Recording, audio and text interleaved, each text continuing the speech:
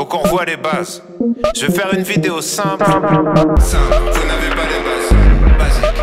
Salut, simple, basique, je vais te montrer comment on va installer ou remplacer un radiateur électrique. C'est très simple, on y va tout de suite. Pour ce petit chantier, il va te falloir une visseuse ou les deux visseuses perceuses, une pince coupante, de quoi dénuder et un cutter pour ouvrir ton paquet.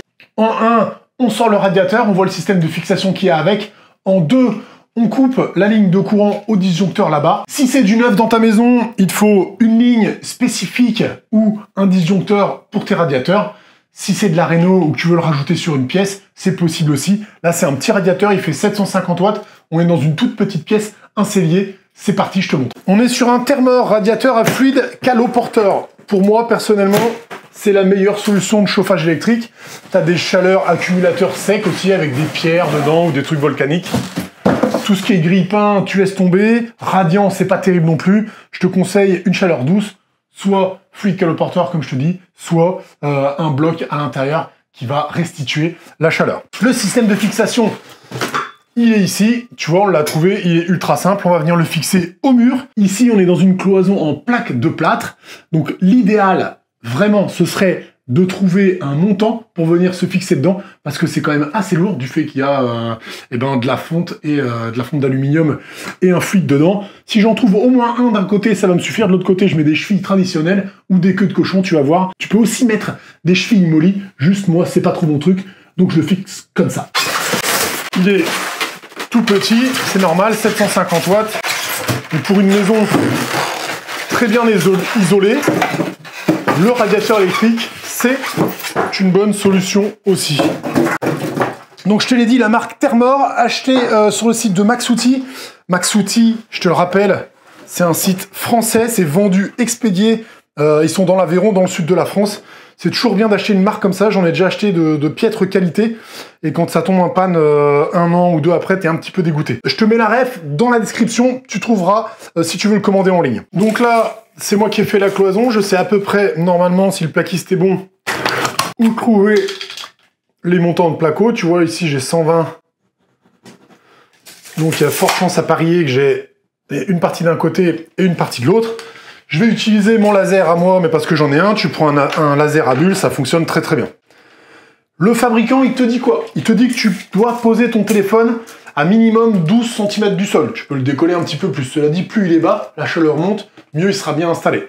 Et sur les côtés, tu vas garder un espace de sécurité de 25 cm de chaque côté. Par contre, au-dessus, si c'est du tablettage ou un meuble, tu gardes une sécurité de 50 cm.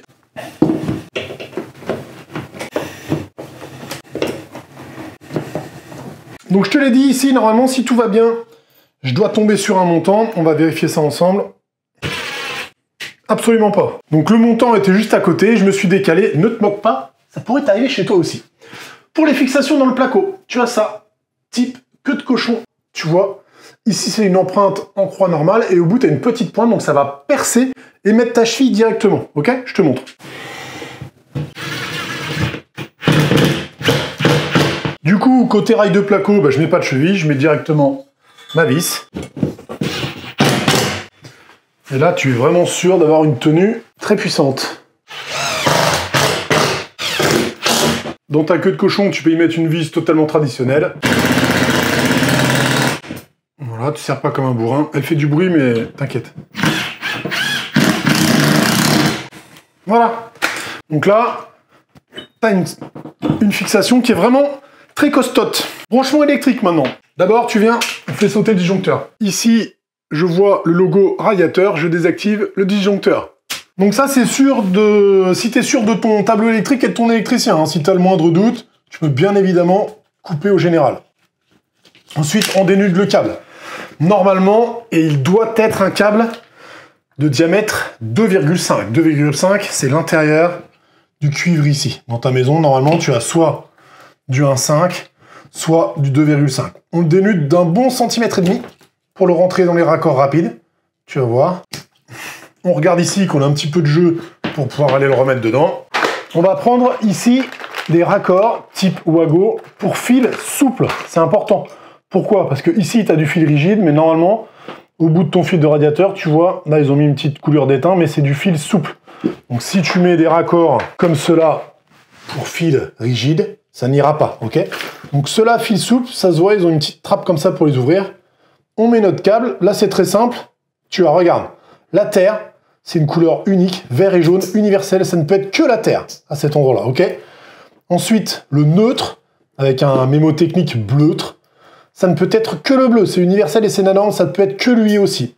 Et ensuite, le dernier fil qui te reste, il peut être de n'importe quelle couleur, rouge, noir, violet, là il est marron, tu vois. Celui-là, c'est la phase, c'est sûr et certain. Donc je te répète, vert et jaune, c'est la terre, c'est obligatoire. Bleu, c'est le neutre, c'est obligatoire, bleutre, souviens-toi-en. Et la phase, elle peut être de n'importe quelle couleur. Ensuite, on prend notre fil de radiateur. Du coup, bah là, c'est pareil, tu vois. On n'a pas de terre, on a notre neutre, ici. Le marron qui va être la phase, et le noir, tout simplement, je vais te le dire, c'est le fil pilote. C'est quand tu veux raccorder tous tes radiateurs à un tableau pour pouvoir les commander tous ensemble. Ensuite, on bourre tout ça dans le fond, gentiment. Ici, on va laisser dépasser, même carrément sortir les deux vis de fixation. On en a besoin. Je les ai tous redéfaits parce qu'il faut mettre ça avant. Ton passe-câble, c'est obligatoire aussi, ça sera plus joli, plus propre derrière, que d'avoir des saloperies et des araignées. Voilà, donc n'oublie pas de passer ton enjoliveur sur le fil, sinon ça, tu vas faire comme moi la dernière fois, tu vas t'y prendre à 3 fois. Tu coinces ton fil dedans, ça évitera qu'il se desserre et qu'il bouge quand tu vas aller le fixer dans ta prise. Ça, c'est une prise standard, hein, diamètre 67, comme dans à peu près toutes les maisons modernes maintenant. C'est possible que tu aies une boîte plus petite, dans ce cas-là, tu peux t'adapter avec des griffes. Mais ici, tu vas voir qu'on va aller le fixer très simplement avec le standard des deux vis ici et les deux trous qu'il y a ici. Alors là, c'est n'importe quel passe-câble, hein, c'est pas un truc de marque. C'est pour te montrer que tout s'adapte avec tout et c'est fait exprès. Donc je remets mes câbles à leur place. Je rebourre dedans pour de vrai. Ensuite, je viens plaquer ça, le passe-câble vers le bas. Et ici, je remets mes deux vis. À peu près droit et d'équerre, même si personne ne sera là pour le voir. C'est toujours bon pour ton moral.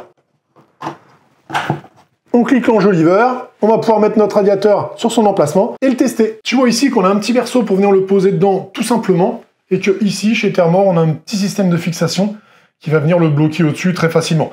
Ça peut être un autre système, ça peut être une vis. Tu peux très bien aussi avoir, je te l'ai pas dit tout à l'heure, mais un petit gabarit de perçage sur ton carton selon les fabricants.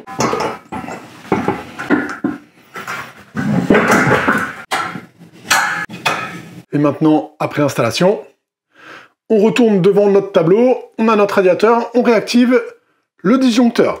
Ensuite, il est caché, mais tu vois ici, il y a un petit bouton on-off, on n'a plus qu'à l'actionner. Normalement, ça devrait s'allumer. Le radiateur est en place, il est même de niveau. Français, l'heure doit être 12 h. Tu vois, c'est ultra facile, même toi tu peux le faire. Si, je te jure. Et pour le sèche-serviette de la salle de bain, c'est exactement la même chose. Allez, à plus, je t'embrasse, abonne-toi.